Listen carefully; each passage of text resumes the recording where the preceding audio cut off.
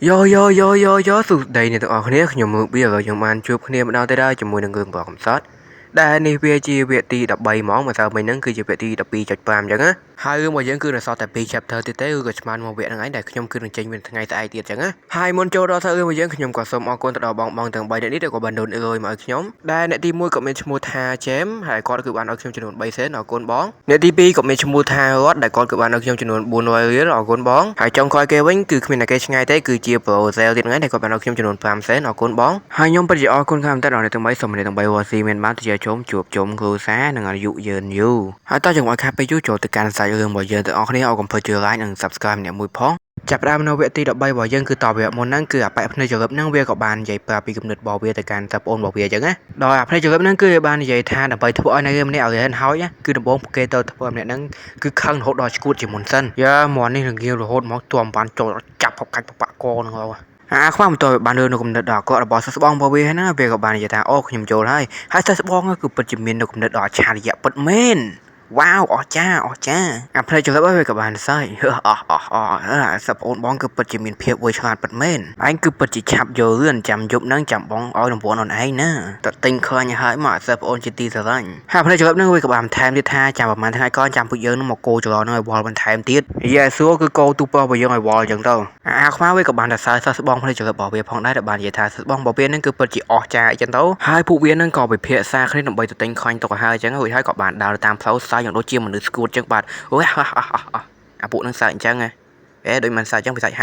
ាតើបានប្រហែលថ្ងៃក្រោយមកយើងក៏បានឃើញថាទូប៉ោះហ្នឹងក៏កំពុងតែយកនៅកាក់ស្ពនដើម្បីដាក់ចូលទៅក្នុងថង់ផ្ទុករបស់គាត់ហើយគាត់ហ្នឹងក៏បានគិតចេះផងដែរថាក្នុងប្រហែលថ្ងៃមកនេះគឺថាគាត់បានយកកាក់ស្ពនហ្នឹងបានរហូតដល់ជាង100000ឯណោះហើយគឺថាវាហ្នឹងគឺច្រើនជាងអ្វីដែលគាត់បានធ្វើសន្សំនៅក្នុងវិមានបរិស័ទទាំង9ជាង10ឆ្នាំកន្លងមកនេះទៀតមិនធម្មតាអ្នកគ្នារូបតែប្រហែលថ្ងៃណាបានច្រើនជាងអ្វីដែលគាត់បានធ្វើសន្សំនៅក្នុងវិមានបរិស័ទទាំង9អស់រយៈពេលជាង10ឆ្នាំកន្លងមកនេះទៀតចូលខ្ញុំលេបមែនណាបន្ទាប់មកក៏ចាប់ផ្ដើមរៀបចំអ្វីឲ្យបានរបស់គាត់បោះវាចូលទៅក្នុងកតែដើម្បីអូសវាទៅផ្ទះវិញអញ្ចឹងណានៅពេលដែលគាត់បញ្ជាក់ចេញណាក៏មានលោកយាយចំណាស់ម្នាក់គឺបានរត់ចូលមកដោយបានស្ដាយកុំឲ្យទូប៉ោះរបស់យើងនឹងចាក់ចេញតាសោះគឺអញ្ចឹងធ្វើទូប៉ោះរបស់យើងក៏បានងាកទៅមើលលោកយាយម្នាក់ហ្នឹងគាត់ក៏បានមកចាប់ដៃទូប៉ោះរបស់យើងហើយក៏បាននិយាយថាកុំឲ្យទូប៉ោះរបស់យើងគាត់តាសោះដោយបានឃើញបែបហ្នឹងធ្វើឲ្យទូប៉ោះរបស់យើងគាត់មានការឆ្ងល់ហ្មងហើយក៏បានសួរថាតើលោកយាយហ្នឹងកំពុងតែធ្វើស្អីគេហេតុអីមកចាប់គាត់អញ្ចឹងកន្លែងនេះអ្នកបក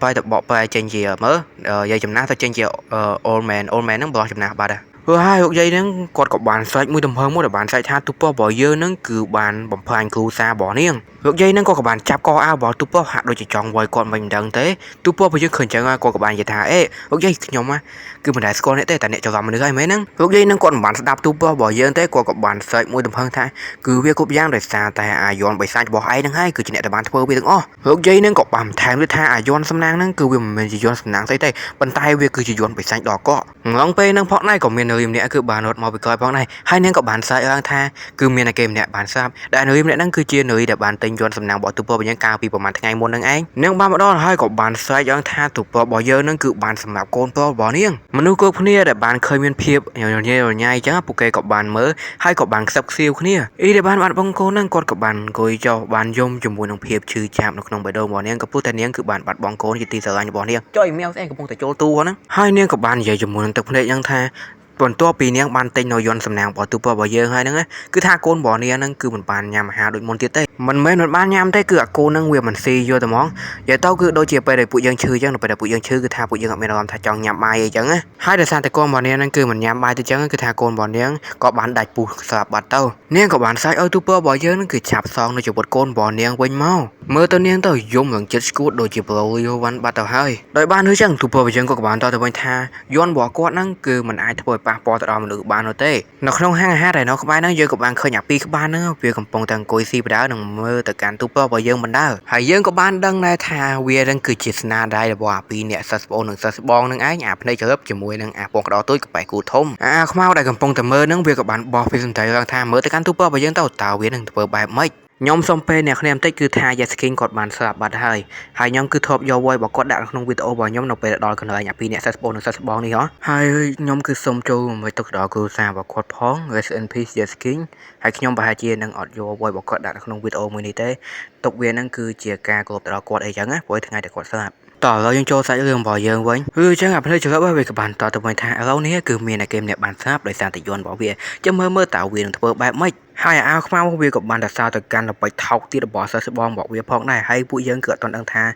តើអាប៉ែពីក្បាលហ្នឹងវាបានធ្វើឲ្យដាក់ទៅកាន់ក្មេងប្រុសហ្នឹងទេកាន់មកកាន់ទូពណ៌របស់យើងវិញគឺថាយាយហ្នឹងបានចាប់ដៃរបស់គាត់ចំណែកអ៊ីហ្នឹងវិញគឺបានអោបជើងរបស់ទូពណ៌របស់យើងហើយទូពណ៌របស់យើងក៏កំពុងតែគិតថាគឺថាយន្តរបស់គាត់ហ្នឹងគឺមិនដែលធ្វើអីប៉ះពាល់ទៅដល់មនុស្សនោះទេពួកអីគាត់គឺជាអ្នកដែលបង្កើតយន្តហ្នឹងហើយវាគ្រាន់តែជាយន្តនៃសំណាងតែប៉ុណ្ណោះមនុស្សគ្រប់គ្នាដែលកំពុងតែមើលហ្នឹងក៏បានខ្សឹបខ្សៀវគ្នាចំណែកទូពណ៌របស់យើងក៏ព្យាយាមរងាប់អារម្មណ៍ខ្លួនឯងផងដែររងាប់អារម្មណ៍របស់គាត់បានហើយគាត់ក៏បានគិតទៀតថាវាគឺប្រកាសជាមានអ្នកគេម្នាក់ហ្នឹងគឺបាននៅមូលបង្កាច់គាត់ជាមិនខានតើវានឹងគឺជាអាចោមកសៀតមួយណាហើយគឺថានៅក្នុងវងមនុស្សហ្នឹងក៏មាននៅគ្រូវត្តូប៉ោជាមួយនឹងប្អូនវូយ៉ាវផងដែរគ្រូវត្តូប៉ោដែលបានឃើញថាទូប៉ោយើងហាក់ដូចជាមានការលំបាកអញ្ចឹងគាត់ក៏បាននិយាយថាគាត់ថាគឺនឹងចូលទៅមើលប៉ុន្តែប្អូនវូយ៉ាវនាងក៏បានមិនឈប់គាត់ទាន់ហើយនាងក៏បាននិយាយថាកុំទាន់ប្រញាប់អីចាំមើលសិនមើលតើទូប៉ោរបស់យើងគឺនឹងដោះស្រាយវាដោយខ្លួនឯងដល់របៀបម៉េចហើយអញ្ចឹងណាក៏ដោយអាបញ្ហាហ្នឹងវាគុំទៅបានដោះស្រាយនោះទេអញ្ចឹងហើយគឺគាត់តែចាប់ទុកវាហ្នឹងគឺជាការតេស្តសាកដំបងទៅលើផ្នែកគំនិតរបស់ទូប៉ោរបស់យើងទៅបានហើយគឺអញ្ចឹងគឺវត្តូប៉ោក៏បានយល់ព្រមផងដែរ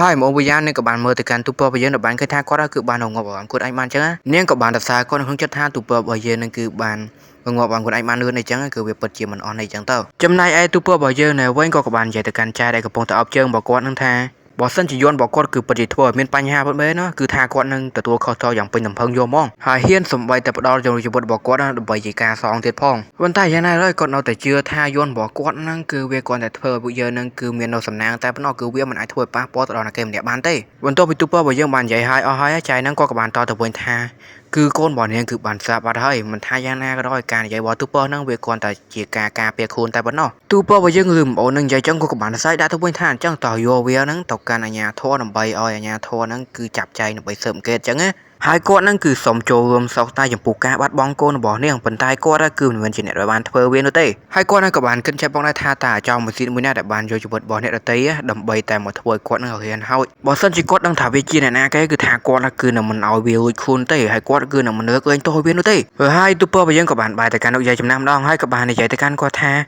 តើស្ថានភាពនៅក្នុងគ្រួសាររបស់យាយនឹងគឺវាយ៉ាងម៉េចដែរតើលោកយាយអាចឲ្យគាត់នឹងទៅមើលបានអត់គឺអញ្ចឹងលោកយាយនឹងគាត់និយាយចេញមកគាត់ក៏បានបាយទៅមើលកូនស្រីរបស់គាត់ដោយបានឃើញចឹងទូពរបស់យើងក៏បានថាបើសិនជាអ្នកមិនទុកចិត្តខ្ញុំទេអ្នកអាចឲ្យអាជ្ញាធរទៅជាមួយនឹងខ្ញុំបានចំណែកអាប៉ាក់ភ្នែកយល់នៅវិញដែលបានឃើញចឹងវាក៏បានគិតចំណែកអាវខ្មៅដែលបានឃើញទៅស្បងវាយ៉ាងគិតចឹងវាក៏បានសួរថាមានរឿងអីសូមទៅផងអ្នកនេះសម្រាប់ការរអាក់រអួលរបស់ខ្ញុំអាភ្នែកជឿវាក៏បានតទៅវិញថាទូពណ៌របស់យើងនឹងគឺពិតជាមិនធម្មតានោះទេហើយវានឹងក៏បានកិនចិត្តរបស់វាថាឥឡូវនេះគឺវាចាប់ដើមជឿឲ្យថាវិញ្ញាណភ្លើងទេវភាពគឺពិតជាមានការជាប់ទាក់ទងជាមួយនឹងទូពណ៌របស់យើងអីចឹងណាហើយអាការឲ្យធ្វើព័ត៌មានថាទូពណ៌របស់យើងមានវិញ្ញាណភ្លើងទេវភាពហ្នឹងវាមិនមែនជារឿងចៃដន្យនោះទេហើយគាត់នឹងក៏ឆ្ងល់ផងដែរថាទូពណ៌របស់យើងហ្នឹងគឺជាអ្នកគេឧបកតចំណែកលោកយាយនៅវិញក៏បានមើលទៅកាន់កូនស្រីរបស់គាត់ឃើញចឹងទូពណ៌របស់យើងក៏បានដកដង្ហើមធំហើយក៏បានបែរទៅកាន់មនុស្សគ្រប់គ្នាដែលកំពុងតែមើលហ្នឹងហើយក៏បាននិយាយថាអធិស្ឋានអ្នកនរគ្នាតើមានតែគេម្នាក់ហ្នឹងគឺអាចជួយរាយការណ៍នេះទៅដល់អាជ្ញាធរបានអត់ចំណែកអមអូនវីយ៉ានៅវិញនាងក៏បាននិយាយទៅកាន់គ្រូរបស់ទូពណ៌ថាព្រឹកមិញនេះអ្នកគឺបានទៅកាន់និកាយឋានសួគ៌ទាំង9តើវាយ៉ាងម៉េចដែរតើអ្នកបានជួបជាមួយនឹងវូសៀស៊ូអត